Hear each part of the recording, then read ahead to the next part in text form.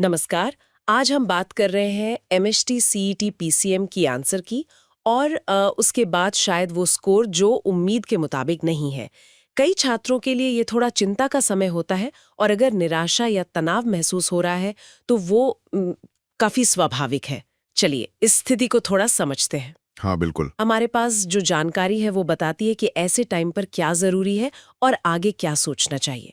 देखिए, सबसे पहली बात तो ये है कि घबराना नहीं है सही कहा। पैनिक करने से कुछ हल नहीं होगा। और ये जानना बहुत जरूरी है कि आपका जो रॉ स्कोर है, मतलब जो आपने आंसर की से मिलाया है, वो फाइनल नहीं है। बिल्कुल नहीं। एमएचटी सीईटी में परसेंटाइल सिस्टम चलता है। हाँ, और ये परसेंटाइल सिस्टम समझना बहुत क्रिटिकल है। ये सिर्फ आपका स्कोर नहीं दिखाता।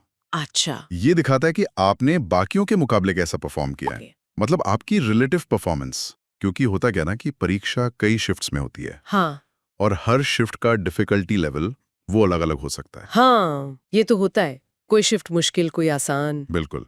तो परसेंटाइल जो है वो इस अंतर को नॉर्मलाइज करता है। मतलब सबको एक लेवल पर लाता है। तो इसका मतलब ये हुआ कि अगर किसी की शिफ्ट मुश्किल थी तो कम रॉ स्कोर पर भी अच्छा परसेंटाइल बन सकता है। एग्जैक्टली हाँ, यही पॉइंट है। हाँ। यही नॉर्मलाइजेशन का मकसद है। इसीलिए वो फाइनल स्कोर जिससे आपकी काउंसलिंग होगी, एडमिशन होगा, वो परसेंटाइल ही है, रॉ स्कोर नहीं। समझ गई। तो जब तक वो ऑफिशियल परसेंटाइल नहीं आता, तब तक चिंता करने की जगह कुछ प्रैक्टिकल चीजें की जा सकती हैं, है ना? हाँ, बिल्कुल। सबसे पहले तो अपना जो कैलकुलेशन किया है आंसर की से, उसे एक बार शांति से दोबारा चेक कर लें। कभी-कभी जोड़ने घटाने में गलती हो जाती है। हाँ, हो सकता है। हाँ। और वो बोनस मार्क्स का भी कुछ होता है ना? हाँ, सीटी सेल कई बार कुछ सवालों के लिए बोनस मार्क्स अनाउंस करता है। अगर सवाल गलत हो या मल्टीपल करेक्ट आंसर हो, तो उस पर भी नजर रखें। और अगर किसी को पक्का लगे कि आंसर की में ही कोई गड़बड़ है। तो फिर आपत्ति दर्ज करने का मतलब ग्रीवेंस विंडो का ऑप्शन होता है। लेकिन वो तभी करें जब आप बिल्कुल श्योर हों और आपके पास उसका प्रूफ हो। अपनी रिस्पॉन्स शीट और ऑफिशियल आंसर की संभाल कर रखना भी जरूरी होगा फिर। हाँ, बिल्कुल, रेफरेंस के लिए। लेकिन देखिए, इस इंतजार के समय का सबसे अच्छा इस्तेमाल क्या है? क्या? आगे की प्लानिंग। चिंता में डूबे रहने से अच्छा है कि आप रिसर्च करें, अलग-अलग कॉलेज, उनकी अलग-अलग ब्रांचेस। अच्छा, पर अभी तो कट ऑफ पता नहीं होगा। हाँ, वही मैं कह रहा हूं, अभी कट ऑफ पे फोकस मत कीजिए। अभी देखिए कि कोर्स क्या है, सिलेबस क्या है, फैकल्टी कैसी है, कैंपस लाइफ, इंटर्नशिप, प्लेसमेंट के मौके कैसे हैं, कॉलेज की ओवरऑल रेपुटेशन क्या है। सही बात है। मतलब सिर्फ नाम के पीछे भागने से बेहतर है कि देखें कि लॉन्ग टर्म में क्या सूट करेगा। और अगर इंजीनियरिंग के अलावा भी कुछ सोचा हो तो? बिल्कुल, प्लान बी, प्लान सी हमेशा तैयार रखना चाहिए। क्या कोई और एंट्रेंस एग्जाम दिया है, उसके स्कोर क्या हैं, या फिर क्या बीएससी कंप्यूटर साइंस या बीसीए जैसे कोर्सेज में इंटरेस्ट है। ये भी तो टेक्नोलॉजी फील्ड के ही रास्ते हैं। ये टाइम आप कुछ नया सीखने में भी लगा सकते हैं। कोई नई प्रोग्रामिंग लैंग्वेज सीख ली या अपने कम्युनिकेशन स्किल्स पर काम कर लिया। ये चीजें हमेशा काम आती हैं। और सबसे जरूरी शायद अपना ख्याल रखना। हाँ बिल्कुल। ब्रेक लेना, दोस्तों से, परिवार से बात करना। याद रखना चाहिए कि ये सिर्फ एक एग्जाम है। इसे जिंदगी या मौत का सवाल ना बनाएं। ठीक है, तो मान लीजिए ऑफिशियल रिजल्ट आ गया परसेंटाइल स्कोर के साथ। तब क्या?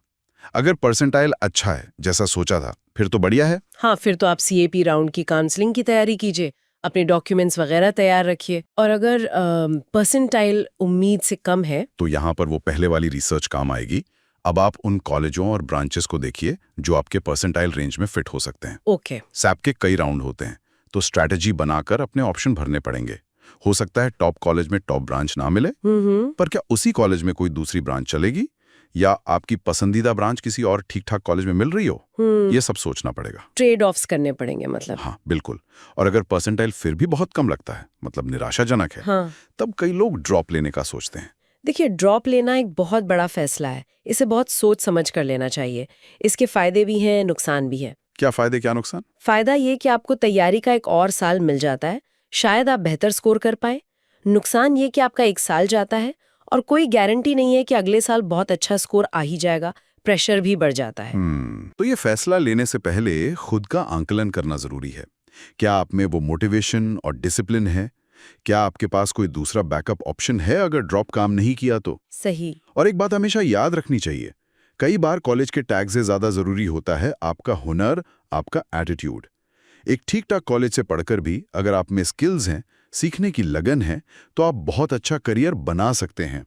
तो मतलब निचोड़ ये है कि रॉ स्कोर देखकर अभी परेशान होने की जरूरत नहीं है। बिल्कुल नहीं। असली गेम परसेंटाइल का है, उसका इंतजार करें और तब तक अपने ऑप्शंस एक्सप्लोर करें। हाँ, और याद रखें, करियर बनाने का सिर्फ एक ही रास्ता नहीं होता, बहुत सारे रास्ते होते हैं। सही कहा। इस पूरे अनुभव से सीखना जरूरी है। एक एग्जाम के स्कोर को अपनी कीमत तय ना करने दें। लचीला बने, इन्फॉर्म्ड रहें। हम्म। अंत में बस एक सवाल छोड़ जाता हूं सोचने के लिए। नतीजा चाहे कुछ भी हो, इस पूरी प्रोसेस से आपने जो सीखा है, जैसे प्रेशर झेलना, प्लानिंग करना, ऑप्शंस को तौलना, ये सब आगे के फैसलों में आपकी मदद कैसे कर सकता है? सिर्फ एकेडमिक सक्सेस ही नहीं, बल्कि लाइफ में जो मुश्किलें आती हैं, उनसे लड़ने की क्षमता, अडैप्ट करने की क्षमता, इसका क्या महत्व है? Hi student, TestWizza is a comprehensive digital learning platform designed to transform how students prepare for competitive exams, offering personalized, intelligent test, study materials and engineering admission counseling across multiple domains.